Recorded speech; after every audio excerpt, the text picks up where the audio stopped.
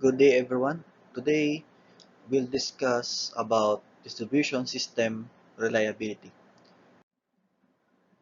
Reliability, that is the probability that a system or component will perform a required task or mission for a specified time in a specified environment. This is the ability of a power system to continuously provide service to its customers.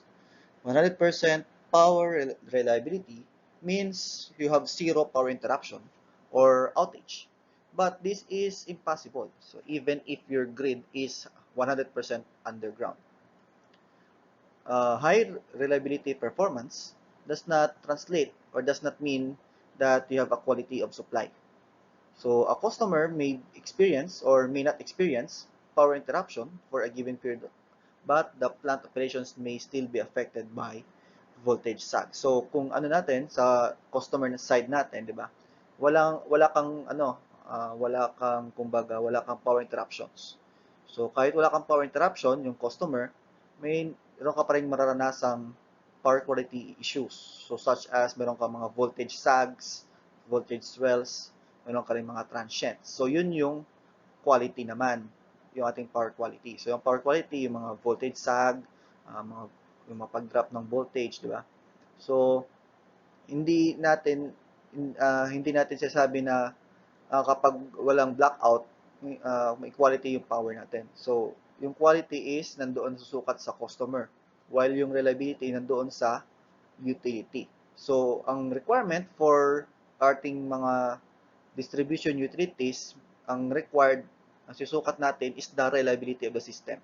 While for your customers, ang titignan natin sa perspective ng customer is yung quality or the power quality.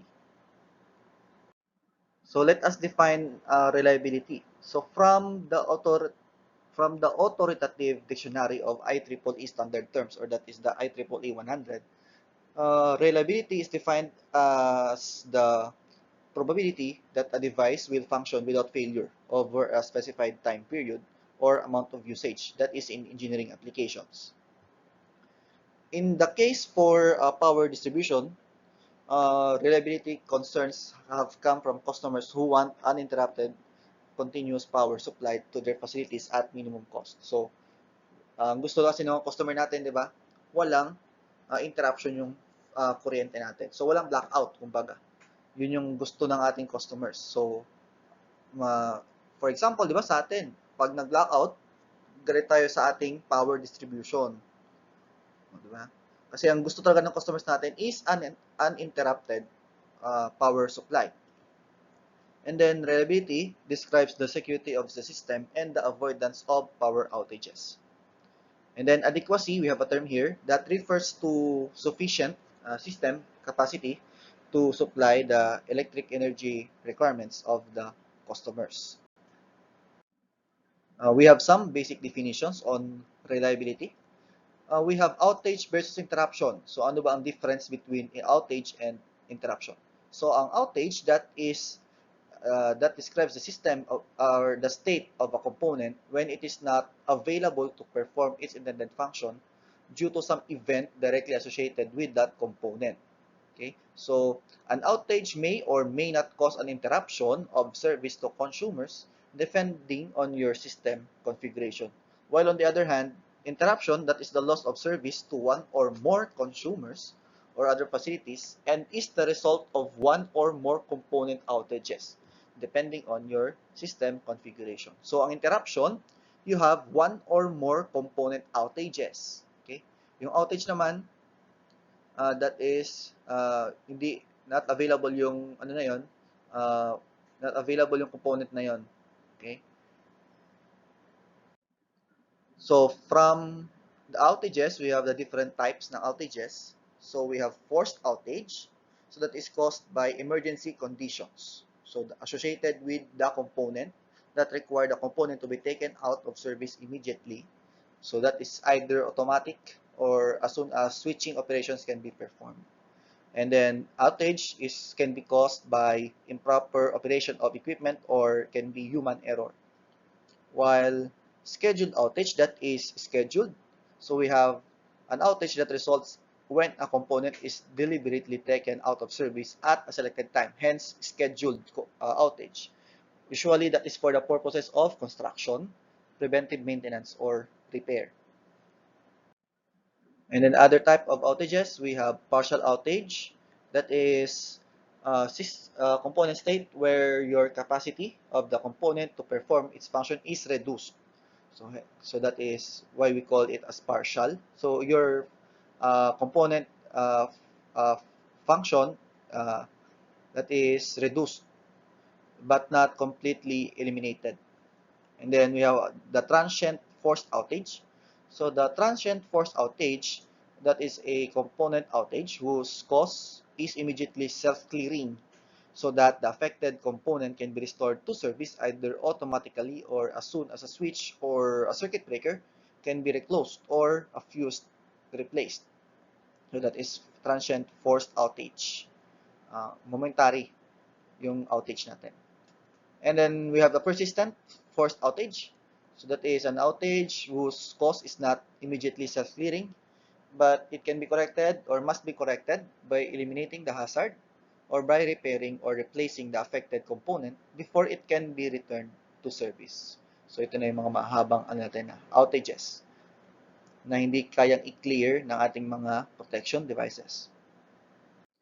And then on interruptions, we have also different types. We have forced interruption. So that is an interruption caused by your forced outage. And then scheduled, again, that is an interruption caused by your scheduled outage. And then we have momentary interruption. So that is limited. Your duration is limited to the period required to restore service by automatic or supervisor controlled switching operations or by manual switching at locations where an operator is immediately available. Such switching operations are typically completed in a few minutes. So we have momentary interruption. And then last is sustained interruptions. That is an interruption that is not classified as momentary or temporary. So that is sustained. Ang momentary na interruption, ito yung mga less than 5 minutes natin. And then while sustained is greater than 5 minutes natin ng mga interruption. So yun yung ating time frame for momentary and sustained interruptions. So to measure yung ating reliability ng isang distribution system, we have what we call distribution reliability indices. So interruptions and outages can be studied by the use of the predictive reliability assessment tools that can predict customer reliability characteristics based on system topology or system configuration and component reliability data. So nakabase yung ating predictive reliability assessment sa mga sa configuration ng system tsaka sa mga data ng reliability ng isang component. So, meron din tayong isang tinatawag na historical naman na reliability assessment. So, you can look on the history of outages. So, yung example natin later is that is a type of historical reliability assessment. So, to solve, okay, to study the these indices, okay, your reliability, okay, yung indices natin ay kinakalculate. So, either predictive man yan or predictive or historical. We use these reliability indices. So, this reliability indices is concerned with both duration and frequency of outage. So, they also need to consider overall system conditions as well as specific customer conditions. In here, we assume dito sa pag-compute ng distribution reliability indices, we assume that your customer service is interrupted pag na-interrupt yung customer service, the crews are dispatched and the restoration work starts immediately. So, ito yung ating assumption for computing the distribution reliability indices. Therefore, sabi natin, the duration of interruption is the same as the duration of restoration. We have the different sustained interruption indices. So these indices are also known as customer-based indices. We have SIFI, or that is the System Average Interruption Frequency Index. We have System Average Interruption Duration Index, or SIDI. We have Customer Average Interruption Duration Index, that is CAIDI. We have Customer Total Average Interruption Duration Index, or CTID. We have Customer Average Interruption Frequency Index, or CAIFI. And then Average Service Availability Index, or ASI. Momentary Average Interruption Frequency Index, or MIFI. For for the reliability standards for distribution utilities, we base on the PDC, or that is Philippine Distribution Code. From 3.3.2 of the PDC, we have distribution reliability indices. Section 3.3.2.1 states that the following distribution reliability indices shall be imposed on all DUs. We have SIFI, SIDI, CAIDI, and MIFI. So, apat ito yung kinocompute for all distribution utilities. And we have section 3.3.3.1 under inclusions and exclusions of interruption events. So, according to this, your power interruption shall include any outage in the primary distribution system, from extending from your distribution substation up to the distribution transformers, which may be due to the tripping action of protective devices during faults, or the failure of the primary distribution lines or transformers, and which results in the loss of service to one or more customers or users. And on section 3.3.3.2, the following events are excluded or shall be excluded in the calculation of the reliability indices. We have 7. First is outages that occur on the secondary lines of the distribution system. We have outages due to generation, transmission line, or transmission substation failure. We have planned outages where the customers or users have been notified at least 3 days prior to the loss of power.